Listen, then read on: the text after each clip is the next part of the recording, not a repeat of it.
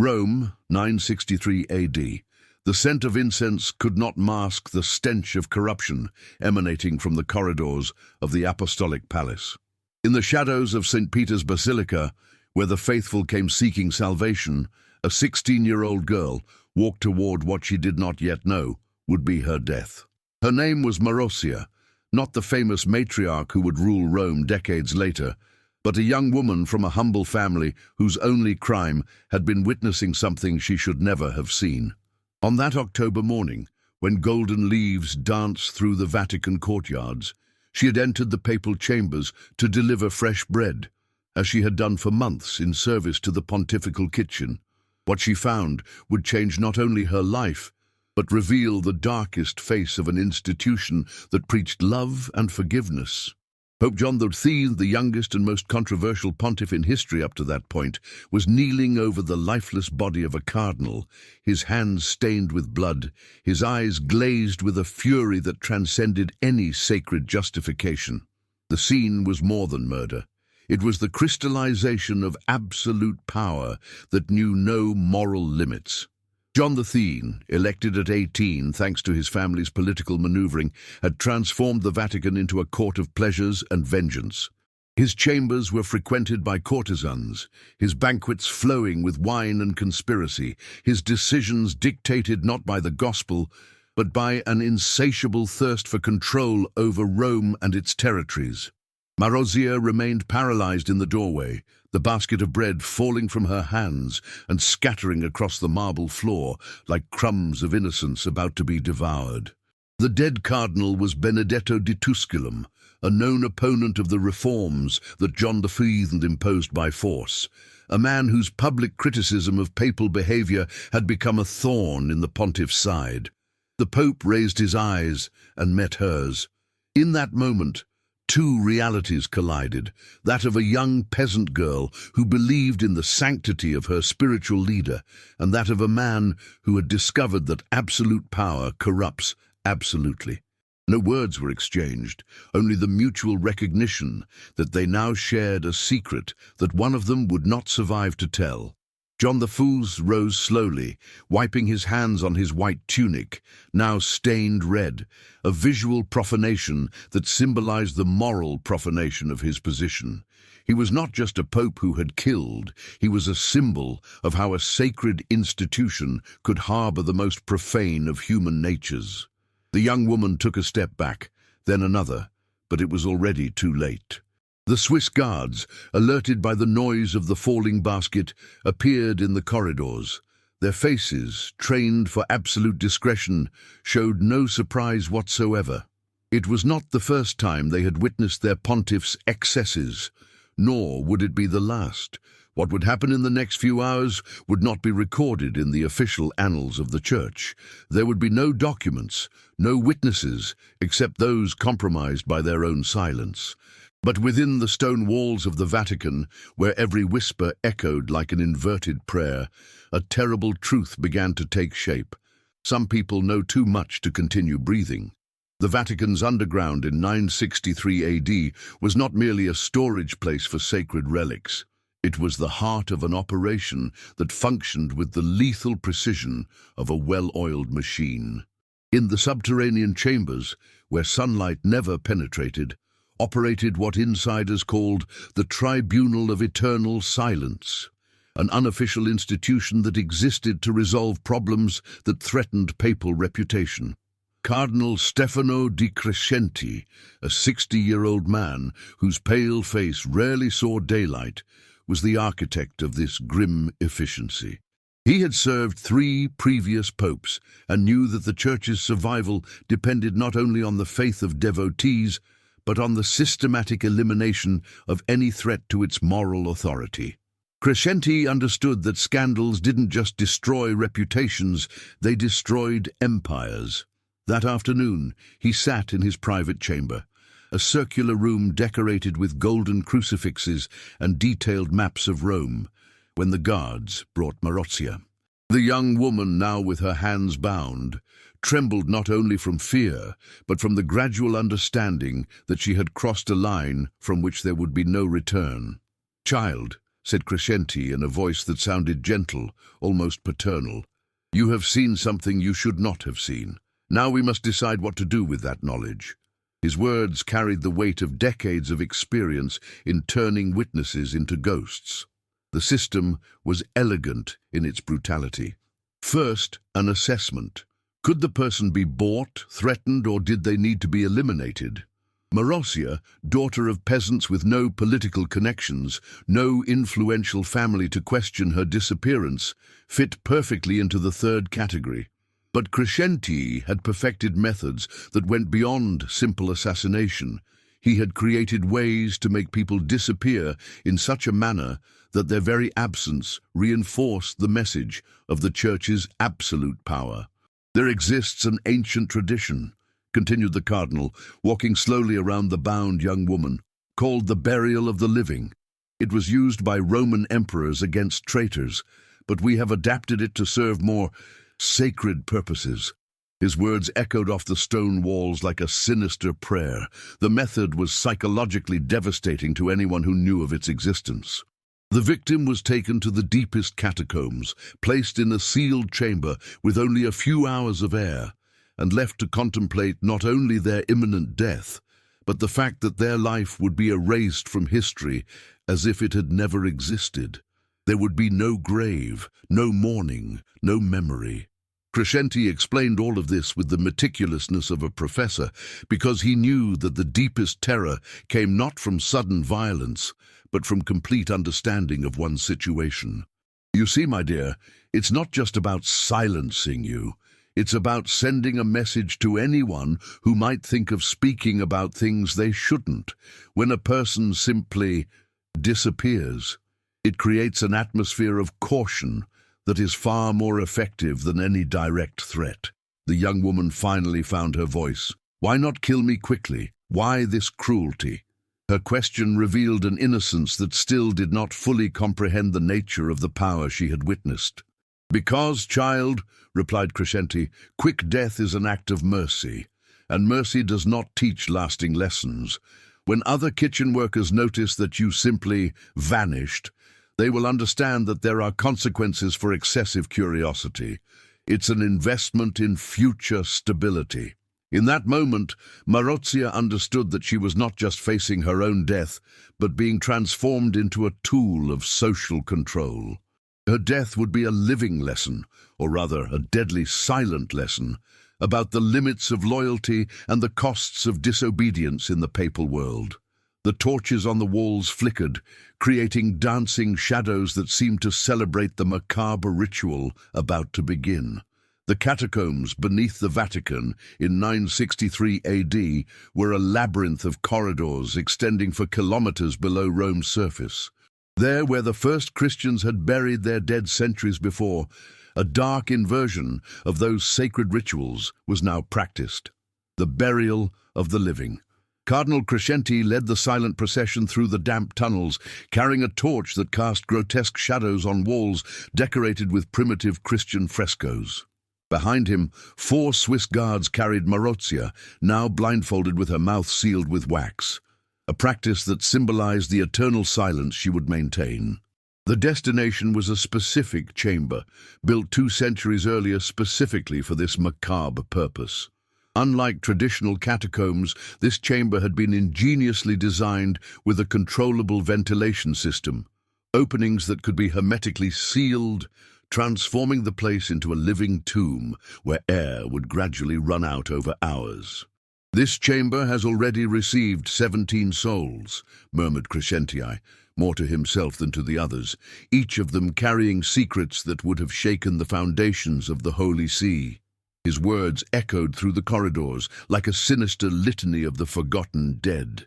The chamber itself was small, little larger than a confessional, lined with stones that had absorbed the last breaths of people whose names would never be spoken again. In the center, there was a niche carved exactly the size of a human body, with chains fixed at the extremities to ensure the victim remained in the correct position during their final hours. But the true horror was not in the physical structure, but in the psychological ritual that accompanied it. Crescenti had developed a precise protocol. First, the victim was forced to hear a complete confession of their sins. In Marozia's case, the sin of having witnessed the truth. Then they were forced to participate in a parody of Mass, where they received communion for the last time while hearing the final words they would carry into eternity. "Child," said Crescenti, removing the blindfold from Marozia's eyes in the chamber, lit only by a single torch, "you are about to participate in a sacrament that few know, the sacrament of perpetual silence. Your death will not be merely physical, it will be spiritual. You will die knowing that your soul will forever carry the weight of having witnessed what you should not have." The young woman, with the wax temporarily removed from her mouth, whispered, "God sees everything. He knows what you are doing." Her words carried a faith that not even terror could completely break. "Exactly," replied Crescenti with a smile that seemed genuinely serene. "And God, in his infinite wisdom, has chosen this path for you. We are merely instruments of his will. Pope John XXIII is his representative on earth, and protecting his honor is protecting the Church itself. Your death, therefore, is an act of devotion." The ritual proceeded with terrible precision. Marozia was chained in the niche, her head positioned so she could see the single ventilation opening, a small hole in the ceiling that would soon be sealed. The torch was placed in a specific position so it would extinguish naturally when oxygen began to thin, ensuring that the final moments would be lived in absolute darkness. "The air will last approximately 4 hours, explained Crescenti, with the coldness of a technician describing a medical procedure. "In the first 2 hours, you will feel only slight discomfort. In the 3rd hour, breathing will begin to become labored. In the 4th, the 4th hour will be that of final revelation, but there was something Crescenti had not foreseen. Marozia, daughter of peasants who worked in Roman quarries, knew stone like few others. During her months working in the Vatican, she had observed every corridor, every wall, every opening. And in that chamber, her experience revealed something that the learned cardinals had not noticed. One of the stones in the wall was different from the others, newer, probably placed to repair ancient damage. While Crescenti pronounced his final ritual words and the guards prepared to seal the chamber, Marozia made a discovery that would change everything. Her chains, ancient and corroded by the dampness of the catacombs, were not as secure as they appeared. Darkness was about to descend, but in the shadows a spark of hope began to shine. Will Marozia manage to escape this deadly trap? How can a simple peasant girl overcome centuries of Vatican assassination experience? Hit that like button if you're anxious to see the outcome. In the final chapter, we'll discover if faith can triumph over corruption. Comment what you think will be the young witness's final fate. Rome, dawn of 964 AD, 6 months after Marozia's disappearance. The bell of St. Peter's Basilica rang matins, but its sound could not muffle the screams echoing through the corridors of the Apostolic Palace. Pope John XXIII was having another of his episodes. Moments of uncontrolled fury that had become increasingly frequent since that October morning. Cardinal Crescenti ran through the marble corridors, his sandals echoing against the cold stones. Reaching the papal chambers, he found John XXIII kneeling in the same spot where it all had begun, screaming at shadows only he could see, his hands clawing at the floor as if searching for something buried in the depths of the stone.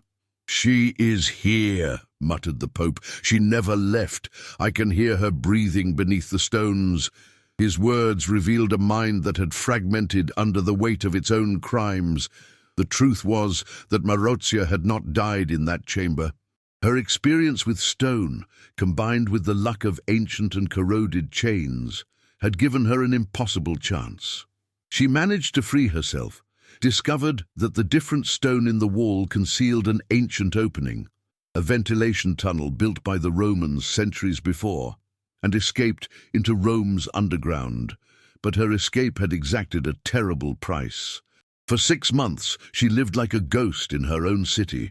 knowing she carried a secret that could destroy the church, but also knowing that speaking it would mean her certain death. She became exactly what Crescenti had tried to prevent, a living witness wandering in Rome's shadows. What the cardinal had not foreseen was the psychological effect this would have on the Pope himself. John I, convinced he had participated in the murder of an innocent, began seeing Marozia in every corner, hearing her voice in every wind that passed through the Vatican windows. Guilt, an emotion he thought he had eliminated from his nature, was corroding his sanity like acid on metal. "Your Holiness," said Crescenti, approaching carefully, "she is dead. I sealed the chamber myself. It's impossible she could have survived." But his own words sounded hollow, because he too had begun to question the perfection of his methods. The truth began to emerge from an unexpected source. A group of reformist cardinals, led by Benedetto de Subiaco, had discovered evidence of the tribunals of eternal silence and was building a case to depose John II. They didn't know about Marozia specifically, but had discovered records of other people who had disappeared after witnessing papal indiscretions.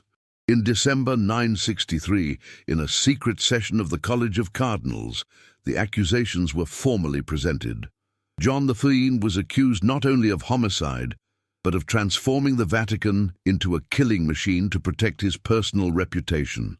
It was the first time in history that a pope faced such specific and documented accusations. John XIII's response was characteristic. He summoned Otto I, Emperor of the Holy Roman Empire, promising him territorial concessions in exchange for military protection. But Otto, a deeply religious man, was horrified by the evidence presented by the reformist cardinals.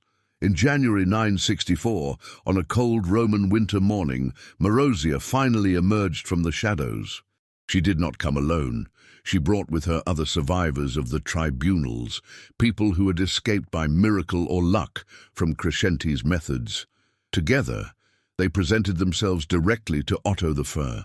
Marozia's testimony was devastating, not for the violence she described, but for the systematic coldness with which the Church had organized the silencing of witnesses.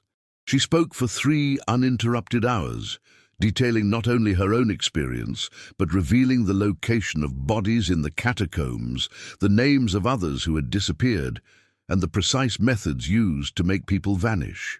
The reaction was immediate and brutal. In March 964, John XIII was formally deposed, not just for his personal indiscretions, but for having created a system of institutionalized assassinations within the Church. Crescenti was exiled to a monastery in Sicily, where he spent the rest of his days transcribing psalms as penance. John XIV, unable to accept his deposition, tried to regain power by force, but died in May 964. Officially of natural causes, though rumors suggested he was poisoned by his own allies who feared the revelations he might make if he remained alive. Marozia survived, but carried invisible scars for the rest of her life. She married a Roman merchant and had children, but never again set foot in a church. When asked about her faith, she would respond, "God saved me, but it was men who tried to kill me." The difference is important. The case established a crucial precedent. For the first time in history, it was documented that not even the Pope was above justice when it came to crimes against innocent people. The reforms that followed, known as the Cluniac reforms, established protocols that exist to this day to prevent individuals from accumulating absolute power within the papal structure. The last official record entry about Marozia dates from 987, when she died at 40 in her home in Rome. Her funeral was discreet, but something notable happened. Hundreds of people appeared to pay their final respects: Vatican functionaries, merchants, nobles, and peasants. Many didn't even know her personally, but knew her story. She had become a powerful symbol that truth, even when buried alive, has a way of finding the light. This shocking story shows us how absolute power can corrupt even the most sacred institutions. If you were impacted by this historical revelation, hit that like button, subscribe to the channel, and ring the notification bell. In the comments, tell us what you found most shocking about this real story from the medieval Vatican. And you, do you believe justice always prevails, even when it takes centuries to appear?